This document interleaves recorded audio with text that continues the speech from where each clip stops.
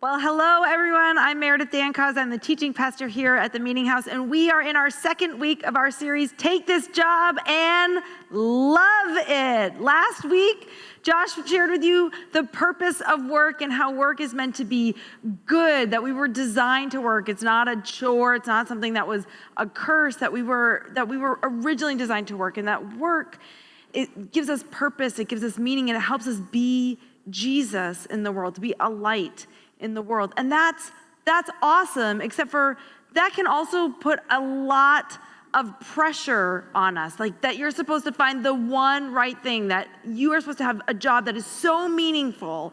And this has led to some often cliche, maybe some bad work advice, such as this. Yeah, you may find yourself in your boss's office just like Batman. Probably not a very good idea. But seriously, when it comes to work, it is a good thing, but for many of us, it's a place of frustration where we feel like I don't have direction, or I haven't found the right thing, or I'm not sure what I'm supposed to be doing with my life. The path for meaningful work hasn't been as straightforward. So for me in my adult life, it actually has been. Once I decided to go to seminary, my adult career path has made a lot of sense, where I've worked at a different church and then another church, and each time I've taken on greater responsibilities. But my husband, his career path has looked quite different. In fact, he's had so many different jobs, I actually had to write them down here so that you could hear them all and I could remember them all. So my husband, Steve, he, in his adult life, has been a barista, a health inspector, a newspaper deliverer, a cell culture biologist, a theologian, a stay-at-home dad, a cashier, a regulatory review manager, a microbiologist, a construction laborer, a restaurant dishwasher, a teacher, a pharmaceutical manufacturer, a produce clerk, a real estate agent, a writer, and a pastor. And he still doesn't know what he wants to be when he grows up. So his path has been really curvy and windy, and this has been a place of consternation for him. You know, that his resume doesn't read straight. It doesn't make sense to a lot of people. And that has been a place often where he's felt even nervous about that. Like, am I screwing up my life? Am I making all these wrong turns? What am I doing? But I find a lot of comfort. Lee Hardy says this: career paths are rarely ever straight. Typically, they are afflicted by detours, unmarked intersections, forced exits, blind alleys, and cul-de-sacs. And maybe you can relate to that. You know, that finding meaningful work that gives you purpose, work that feels like it's making a difference in the world, has not been straightforward for you. Maybe you feel stuck in a job that's not life-giving. Maybe stuck in a job that compromises some of your values. Maybe you feel like your job is fine, but it doesn't like wake you up in the morning. So what does that look like? What do we do with this reality that work is good and meant to give us meaning? But for many of us, that doesn't seem obvious of how to get there. You feel like maybe you're meandering or you're on this winding path. And what we're going to look at today is God uses the winding, curvy path to help us live vocationally. That it's through the winding and through sometimes even the wilderness and the meandering, that God takes us the long way around in order to shape us into who God wants us to be. And so we're going to look at the foundational story of Israel today. Israel is the people of God. We find them in the Old Testament, the beginning part of the Bible. They're this people that are called to live out the purposes of God on behalf of everyone else. They're a special chosen people. And this is the foundational story of Israel, where they are in Egypt. So Israel's in Egypt, and they've been there for a long time, and they've become slaves in Egypt. Many of you have heard of Moses and of Pharaoh. And so Israel, they're slaves in Egypt, and God has heard their cry and decided to deliver them. This is what we're told in Exodus. Therefore, say to the people of Israel, I am the Lord. I will free you from your oppression and will rescue you from your slavery in Egypt. I will redeem you with a powerful arm and great acts of judgment. I will claim you as my own people, and I will be your God. Then you will know that I am the Lord your God who has freed you from your oppressor in Egypt. I will bring you into the land I swore to give Abraham, Isaac and Jacob. I will give it to you as your very own possession. I am the Lord. And so God sends this word to Israel, says, I see what's happening in Egypt, and I am coming in a big way to rescue you. And not only am I going to rescue you, but I'm going to bring you to a great place, what's known as the Promised Land. I'm going to deliver you to this wonderful place. And so Moses shows up, and Moses is part of God's big deliverance plan. We've got the 10 plagues that are sent to Egypt. And finally, after all of these plagues, the Egyptians are like, just go, get out of here. And so the Israelites are leaving Egypt, but then Pharaoh changes his mind and he chases after them. And we have this dramatic scene where the Red Sea parts and Israel walks through the Red Sea on dry land. And as Pharaoh and his army are chasing after Israel, after they cross, the Red Sea crashes in on Pharaoh and his army, and they're destroyed. And the people are saved. And it's this big, action-packed deliverance. And we think, yes, they're on their way to the Promised Land. And then their journey starts to take unexpected turns. So they start their journey to the Promised Land, and 3 days in, they run out of water. They're in the desert and they run out of water. We're told this in Exodus. Then Moses led the people of Israel away from the Red Sea, and they moved into the desert of Shur. They traveled in this desert for 3 days without finding any water. And when they came to the oasis of Marah, the water was too bitter to drink. So they called the place Marah because that means bitter. And then the people complained and turned against Moses. What are we going to drink? They demanded. So Moses cried out to the Lord for help, and the Lord showed him a piece of wood. And Moses threw it into the water, and this made the water good to drink. So right away, like they've just been delivered from Pharaoh, right? And Pharaoh's been drowned. It's like, yes, God is on our side. This is awesome. 3 days in, they run out of water. But then God delivers them and makes this bitter water drinkable. Awesome. Well, then they're a month into the journey and they start complaining that they're hungry because all of their supplies are gone now. And now we're out of food. And so they start to complain and they whine and they say, why didn't you leave us in Egypt? There were leaks in Egypt. Like they're dreaming of leaks. And so God says, fine, watch this. And he brings manna from heaven. He brings this miraculous food that rains down, that they just get to gather. And it looks like this white snowflakes, and they just get to gather this food. So God provides miraculous food. And then they make it to Mount Sinai. And they're at Mount Sinai, and this is where they get the law from God. Well, they're at Mount Sinai for a year. So they're sitting there parked for a year at this mountain, getting all of the rules and expectations of how they can live out the ways of God in the world. Right, so 3 days, no water, a month, no food. Now they're parked at this mountain for a year. And then they finally get to go. All right, we got it. We got the rules. We're all on the same page. We're going to the Promised Land. They get to the Promised Land. They send some scouts in. And the scouts see these really, really, really big people, like giant people. And they're like, there's no way we can take this land. And so they come back and they all freak out and they convince people not to take the Promised Land. And God gets angry with them. God gets disappointed in them. And so he says, fine, you're not ready.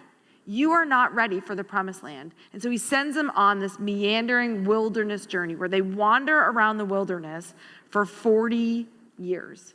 And this is what we're told in Joshua. The Israelites had traveled in the wilderness for 40 years until all the men who were old enough to fight in battle when they left Egypt had died. For they had disobeyed the Lord, and the Lord vowed he would not let them enter the land he had sworn to give us, a land flowing with milk and honey. And see, what is crazy about this 40-year journey, so they wander in the wilderness for 40 years. They have no place to stop and call their own. They just have to keep going from place to place to place. And there's highs and lows, lots and lots of lows for Israel during this time. But the journey that it should have taken them to go from Egypt to the Promised Land could have been traveled in 11 days. They could have gotten there in 11 days, and instead it was 40 years. God took them the long way around, and the distance between the promise and the actual entering into the Promised Land seems huge. And it seems like Israel is just wandering around aimless and purposeless for all of this time. What are they doing out there? And we're going to come back to this story in a minute. We're going to see that they're not actually aimless, and they're not just meandering. God is actually up to something with them. But you might be able to relate to that feeling like I'm just kind of wandering around, especially when it comes to work or my life. I just feel like I'm meandering, and I'm in this wilderness season. And I work with a lot of people around vocation and calling, and I've seen 3 different ways where people experience this wilderness season in their life, how we end up in the wilderness. So I want to talk about this. The first way that I see this is what I call impatience. A wilderness season can come from impatience. And this comes from when we see where we want to be, where we see what job we want or where we want to be in life, and we feel like we should be there already. I've worked with a lot of young pastors, one in particular who was a friend of mine who came and he had his MDiv. So he had gone to seminary, he'd gotten his degree, right? And this often happens to young graduates. Either you've graduated from college or you've graduated from grad school, and you feel like, I got the degree, I'm qualified to be this role. And you think, well, yes, technically you have a degree that qualifies you for the role, but you aren't qualified yet. And so this one young guy came and worked with me for a season. He interned with me in a church, and he really struggled with, at first, being an intern because he had a divinity degree. I have a degree. I should be able to do everything that you're doing. And over that year, part of what he had to learn was what he didn't know.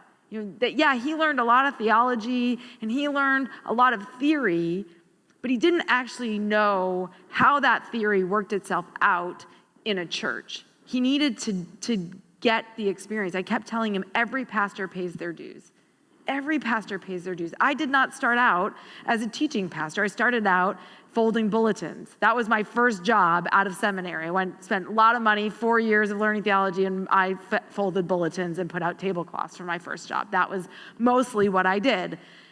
And so perhaps your wilderness season is not because you're aimless or because you're in the wrong role or because you don't have what you want yet. It's just you have to keep going. This is an opportunity for steadiness and for faithfulness. I think this is really helpful. Gordon T. Smith says this: good work requires of us an appreciation of the value of routine, ordinary, mundane rhythms of doing what needs to be done each day and each week. See, sometimes it's just that we want to rush ahead, and we haven't learned how to be faithful with the small. And then we eventually are given a larger and larger realm of responsibility. And maybe this is you, where you felt like, I should be there. I should already have this. I'm entitled to that role. I don't want to do this.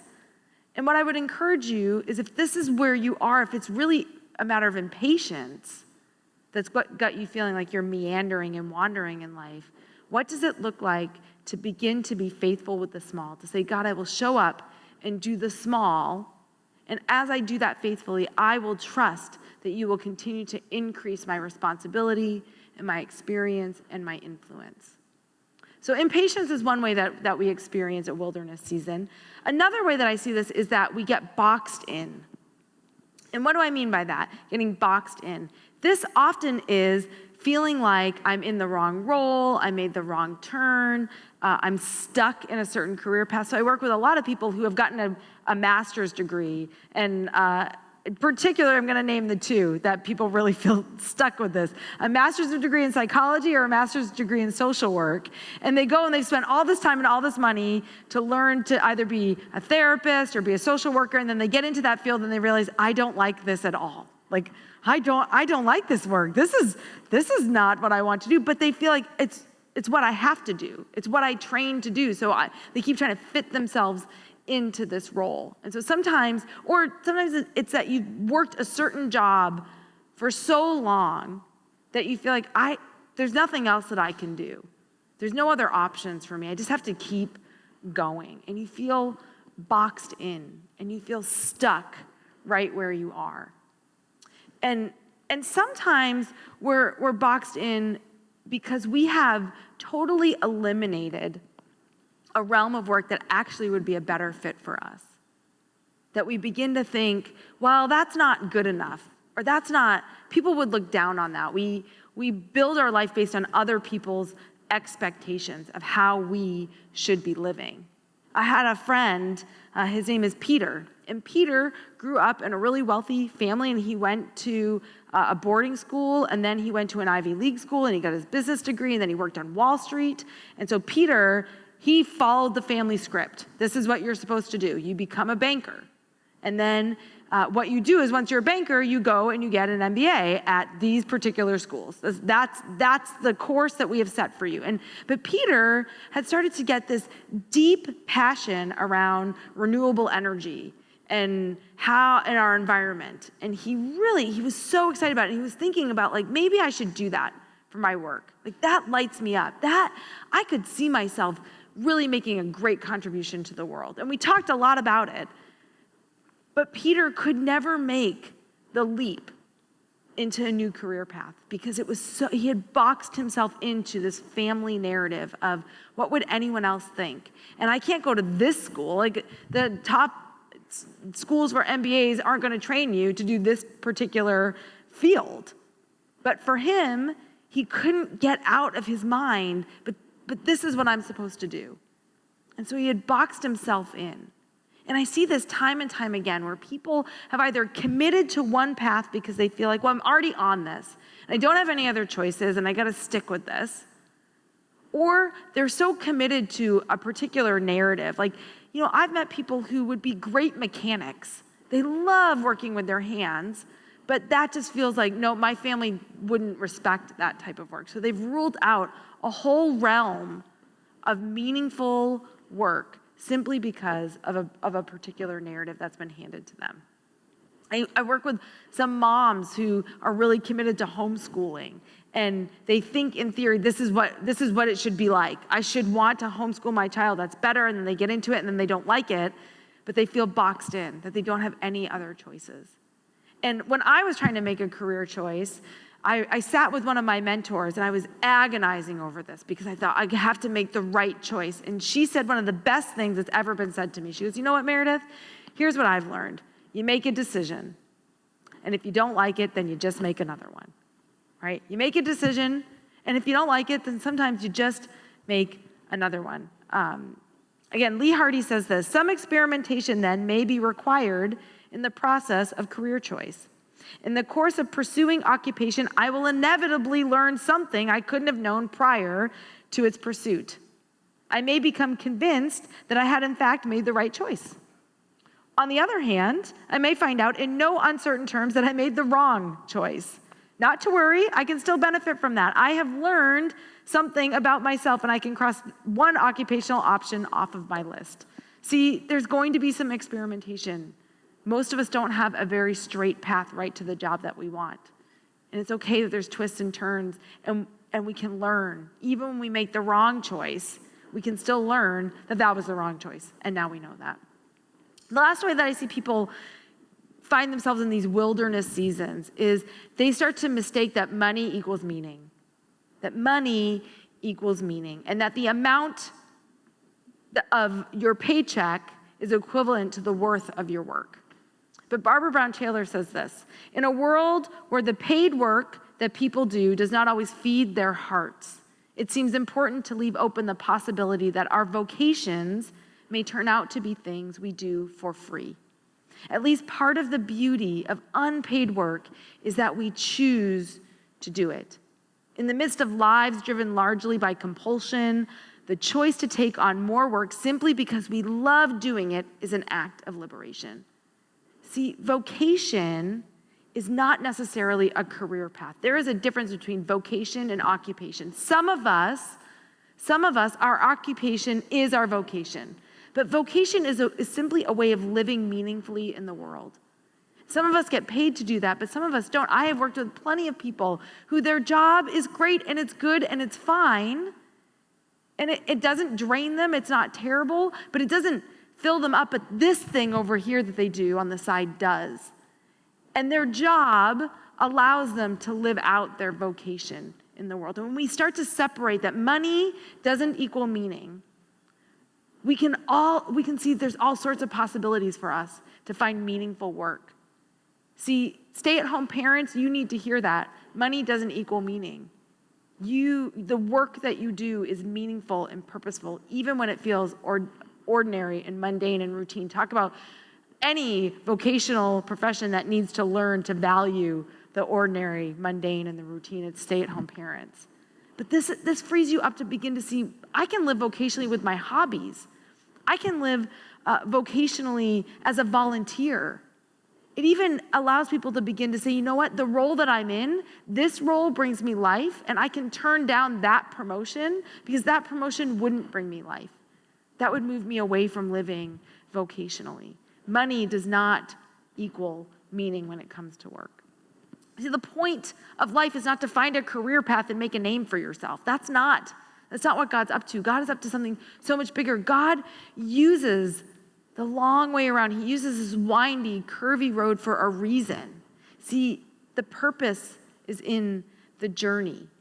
The purpose is God wants to shape us into a particular type of people. And we see this with Israel. So after 40 years of wandering in the desert, of just meandering around this one little area, they finally make it to the promised land. And they're about to go in.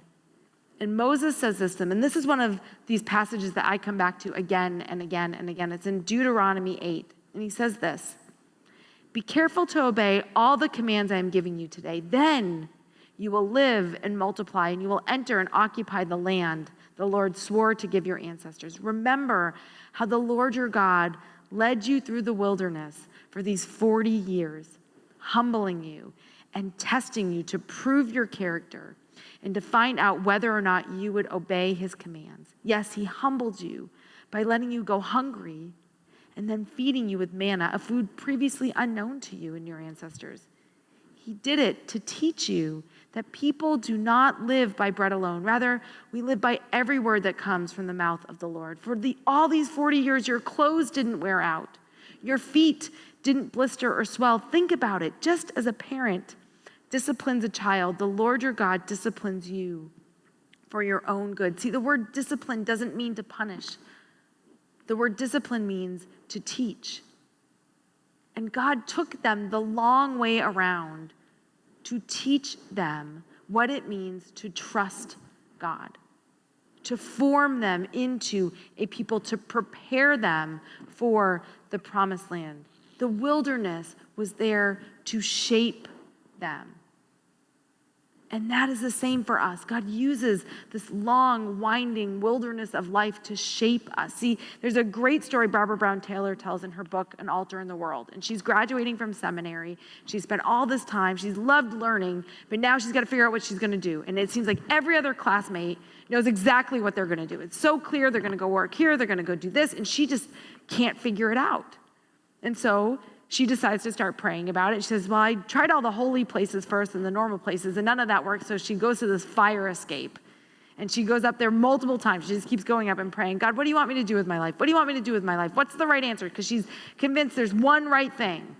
There's one right answer, and I need to find it. That's my job, is to find the one right thing. And so after weeks of praying and praying and praying, finally, she says, one night when I was finally open to hearing what God wanted me to do with my life, this is the answer I got. Do anything that pleases you and belong to me. Do anything that pleases you and belong to me. See, what God told her in that moment is, the work that you do is not the most important thing.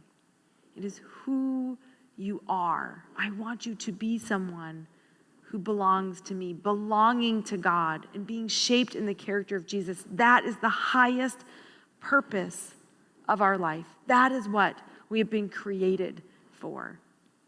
And so as she processed it, at first she thought that was a really unhelpful answer, like, do anything I want. What? I want a specific answer. But then she realized that. She says, whatever I decided to do for a living, it was not what I did, but how I did it that mattered. God had suggested an overall purpose, which is to belong to him, but was not going to supply the particulars for me.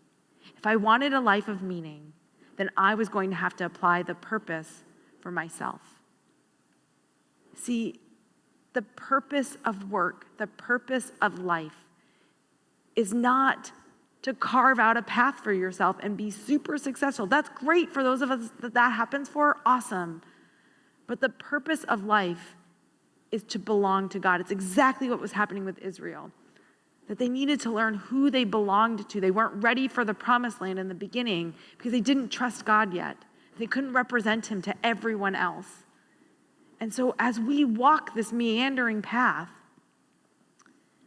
this is how we grow to be like Jesus. This is the point. And so as we're talking here, the ushers are going to come around and they have something they want to hand out to each and every one of you. I want everyone to grab one of these. So however old you are, whether this is your first time in church or not, I want you to grab one of these. This is a labyrinth. And what I want you to notice is that it's a really curvy path, right? But the thing about a labyrinth isn't a maze. A labyrinth isn't a maze. You can't get lost in a labyrinth. This is an ancient prayer practice that's been done by the church for centuries. Often you'll find it on the floor of churches or outside a church building. And the practice of this labyrinth is it's a path of surrender. That you walk on this path giving over to God whatever it is that you are holding on to that's getting in the way of you belonging to God and you trusting God. So as these are coming around, I want you to take a look at this labyrinth because you may find yourself at a variety of places on this. Maybe for you, you've never belonged to God. Or maybe you belonged to God at one point, but you walked off that path. And that's okay. You'll find yourself right at the very beginning then, starting this journey to say, okay, God, what does it look like to learn to belong to you? And maybe you resonate with that wilderness season of impatience. And it's not that you're in the wrong place or doing the wrong thing. It's that you're just not ready for the big vision that you have for your life. And you need to learn the gift and the practice of faithfulness. And maybe you find yourself on some of these straighter, longer pathways. And you just need to keep putting one foot in front of the other, learning to value the ordinary and the mundane and the routine, to be faithful with the small. Maybe you found yourself boxed in and you've made a wrong decision, or God has a new thing for you and you're just scared to make a new choice. And you find yourself at one of these turns on the labyrinth, ready to take the corner and see what else God has for you. Or maybe you're getting close to the center here, because the point of the labyrinth is as you walk this path, Jesus meets you at the center. And maybe you are coming near the end of your life journey. And part of the work for you is to look back and see, how have I walked this path up to this point? And what does it look like for me to walk the end well? To meet Jesus at the end well? See, you can't get lost in a labyrinth, but you can feel lost in a labyrinth. Because sometimes, even when you're closest to the center, you feel furthest away from it. And when you feel really close, you still got a long way to go. You have to pay attention. You have to walk each step intentionally. And so what I'm going to invite everyone to do in all of our venues, in the sanctuary, here in the auditorium over in Dillsburg, you can use a pen, you can use your finger, but we're going to have a song that's played right now. And as this song is played, I want you to trace this labyrinth. Think about, what does it mean for me to belong to God? For me to follow and learn that no matter what it is that I'm doing, the purpose of vocation is to live as one who belongs to Jesus, and that God uses the winding way to shape us into that character.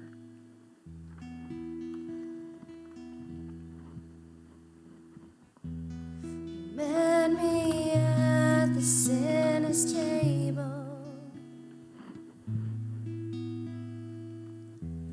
I found you waiting by the well, unexpected.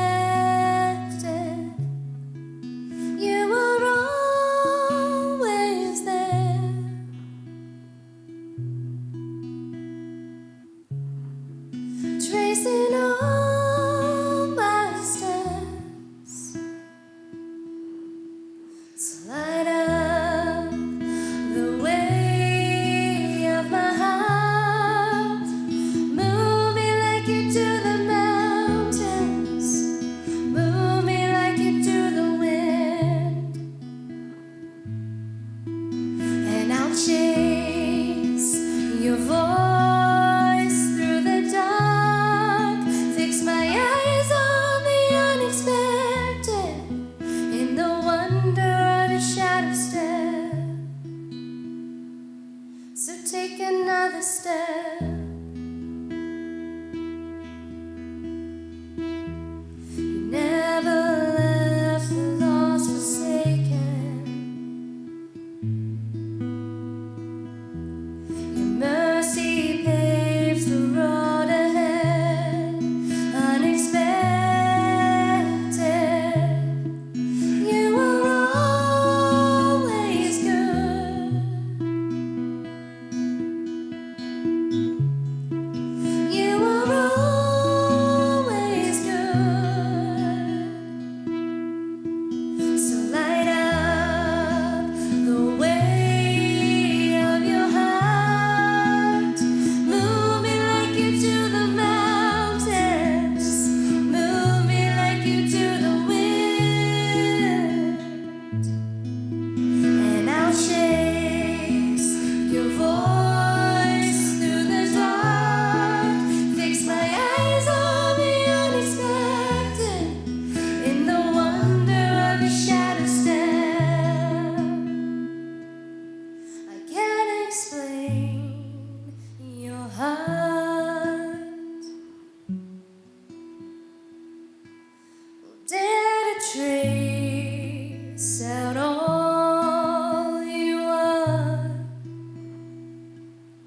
But when I think about the road you took for love, I know your grace will stay the path. So light up the way of your heart. Move me like you do the mountains. Move me like you do the wind. And I'll chase your voice through the dark. Fix my eyes on the unexpected. In the wonder of your shadow step. So take another step. Jesus, you know where we are on this path. You know what it looks like to keep taking another step after you. God, teach us to be a people who belong to you, who are shaped in your character and your heart. God, teach us to trust you with each step and to keep our eyes on you and what it is that you would call us to do in this world. For those who feel stuck, Lord, if they need patience, give them patience. If they need courage, give them courage. If they need creativity, give them creativity, Lord. But in all of this, may we be a light unto this world, that it's not what we do, but how we do it that matters. God, thank you that you use each step to shape us and to change us and to mold us. We love you and we praise you and we belong to you. In Jesus' name we pray. Amen.